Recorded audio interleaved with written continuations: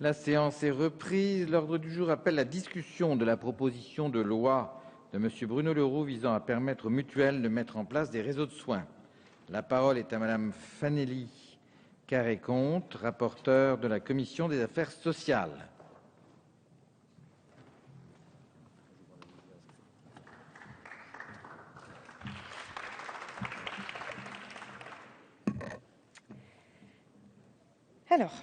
Monsieur le Président, Madame la Ministre, Madame la Présidente de la Commission des affaires sociales, mes chers collègues, nous sommes aujourd'hui réunis pour discuter de la proposition de loi relative au fonctionnement des réseaux de soins.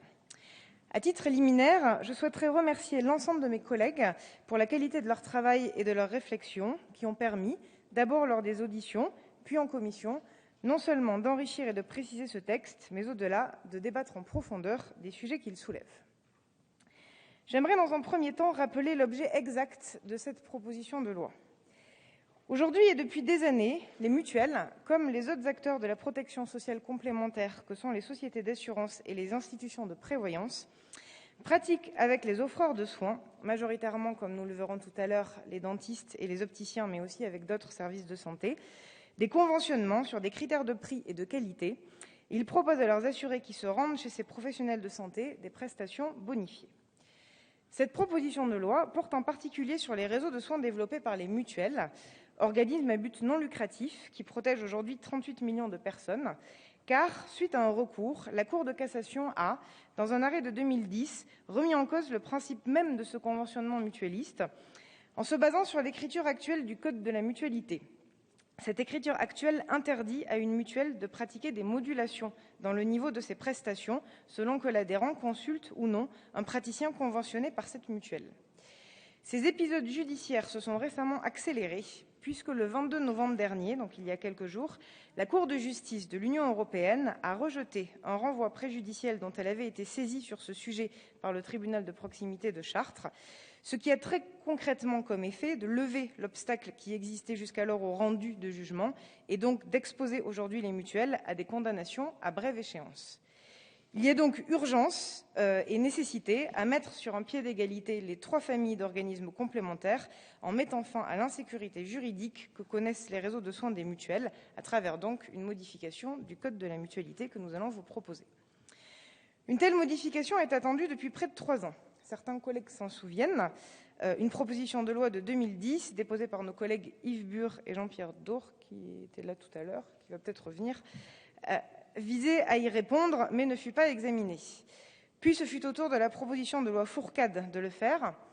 La mesure en question n'avait pas abouti, car le Conseil constitutionnel avait censuré les dispositions relatives au réseau au motif qu'il s'agissait d'un cavalier législatif. En octobre dernier, le président de la République, rappelant l'un des engagements de sa campagne, ainsi que Madame la ministre Marisol Touraine, se sont tous deux prononcés pour la modification du Code de la mutualité visant à lever les barrières et les menaces juridiques pesant sur les réseaux de soins des mutuelles. Par ailleurs, le Haut Conseil pour l'avenir de l'assurance maladie, la Cour des comptes et récemment l'IGAS se sont également prononcés en faveur des réseaux de soins mutualistes. L'article 1er de cette proposition de loi vise donc à tenir les engagements pris et à mettre fin à cette véritable saga en concrétisant la sécurisation des réseaux de soins des mutuelles. J'en viens au deuxième point de mon intervention. Pourquoi y a-t-il des réseaux de soins et pourquoi nous y intéressons-nous ? Je crois qu'il est vraiment important de rappeler tout d'abord que depuis 10 ans, les politiques de santé mises en œuvre par la précédente majorité ont été marquées par des réductions du périmètre des solidarités nationales et par des dérégulations à tout crin. Entre 2008 et 2010, la part de la sécurité sociale dans la prise en charge des dépenses de santé est ainsi tombée de 77 à 75,7%. Et en volume, selon les chiffres de la Cour des comptes, l'assurance maladie s'est désengagée de la prise en charge de ses dépenses à hauteur de 3,3 milliards d'euros de 2004 à 2008. Parmi les soins pour lesquels la prise en charge par l'assurance maladie est aujourd'hui réduite à portions congrues, on citera évidemment l'exemple de l'optique. On pourra également évoquer le dentaire ou encore les audioprothèses. Dans ces secteurs peu régulés, où les tarifs sont libres, les écarts de prix peuvent être considérables et sont difficilement compréhensibles par les patients. Ainsi, le Haut Conseil pour l'avenir de l'assurance maladie a-t-il relevé des écarts de prix de 20% sur les implants dentaires en fonction des différentes régions. Cette situation est responsable du maintien et du creusement des inégalités dans l'accès aux soins et génère des comportements de renoncement à certains soins, 16% de la population selon la dernière étude de l'adresse, pour des raisons financières. Il faut donc bien comprendre que ce sont essentiellement dans les secteurs où le niveau de remboursement par l'assurance maladie est le plus faible que les réseaux se sont développés et existent aujourd'hui, avec l'objectif de faire pression sur les prix pour faire baisser le reste à charge pour les patients.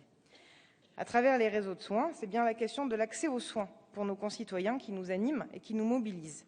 À titre d'exemple, d'après les documents qui nous ont été présentés au cours des auditions, les tarifs pratiqués sur un équipement optique par les réseaux peuvent être jusqu'à 30% moins élevés que la moyenne. Face à cette situation de dérégulation et au coût élevé des soins que nous venons d'évoquer, il va de soi que nous avons avant tout la responsabilité d'améliorer la prise en charge par l'assurance maladie et la qualité de tous les soins. Nous y travaillons avec le gouvernement. Mais que faire quand aujourd'hui, concrètement, la sécurité sociale ne rembourse que 4% d'un équipement de correction optique ? Parmi les leviers à actionner, nous voulons utiliser l'outil des réseaux de soins qui vise à permettre aux complémentaires de réduire les coûts des soins non régulés. Ne pas s'en servir reviendrait aujourd'hui très concrètement à priver nos concitoyens de la possibilité de bénéficier de soins moins chers avec une meilleure qualité de prestation. J'aimerais ici revenir sur quelques contre-vérités que nous entendons au sujet des réseaux de soins. Les réseaux ne constituent pas une remise en cause du libre choix du patient, car le remboursement demeure assuré en cas de recours à un professionnel hors réseau. Ils ne sont pas non plus un facteur d'aggravation des déserts médicaux, une question qui excède largement notre sujet d'aujourd'hui et un phénomène face auquel nous sommes tous mobilisés, Madame la Ministre l'a encore rappelé très précédemment. Les réseaux, notamment les réseaux fermés, concernent des professionnels de santé dont la présence sur notre territoire est loin d'être insuffisante, comme les opticiens. Et pour les autres, les organismes complémentaires s'efforcent de veiller à ce qu'un professionnel conventionné ne soit pas à plus de 25 km du lieu d'habitation ou de travail de leur adhérent. Enfin, les réseaux ne sont pas non plus une forme de privatisation de notre système de soins. Cette privatisation, c'est l'ancienne majorité qui l'a clairement orchestrée en réduisant le remboursement des patients par l'assurance maladie et en créant un système de santé à plusieurs vitesses. Nous voulons le renforcement de l'assurance maladie, mais nous voulons aussi œuvrer pour la régulation dans les secteurs où elle est actuellement minoritaire dans sa prise en charge. Une fois précisés ces éléments, je voudrais à présent vous rendre compte du travail parlementaire qui a permis d'améliorer ce texte et de le préciser. Ainsi, outre la modification du Code de la mutualité permettant de sécuriser les réseaux que j'ai évoqué tout à l'heure, la Commission des affaires sociales a adopté la semaine dernière un article 2 posant les principes qui doivent encadrer le fonctionnement de l'ensemble des réseaux mis en place par les organismes complémentaires. Les principes retenus, on y reviendra dans la discussion, sont les suivants. Libre choix du patient de son professionnel de santé, qui est réaffirmé. Caractère objectif, non discriminatoire et transparent des modalités de sélection des professionnels conventionnés. Qualité de l'information pour tous les assurés concernés sur la pratique des réseaux.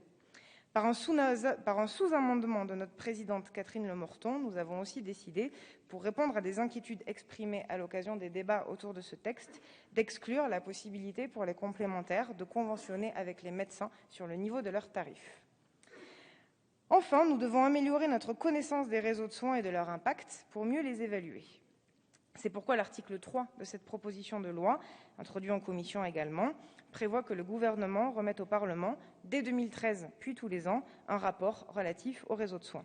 Ce rapport devra analyser les conséquences de la mise en place des réseaux constitués par les organismes complémentaires quant à la qualité des prestations offertes par les professionnels membres des réseaux et l'amélioration de l'accès aux soins des assurés concernés.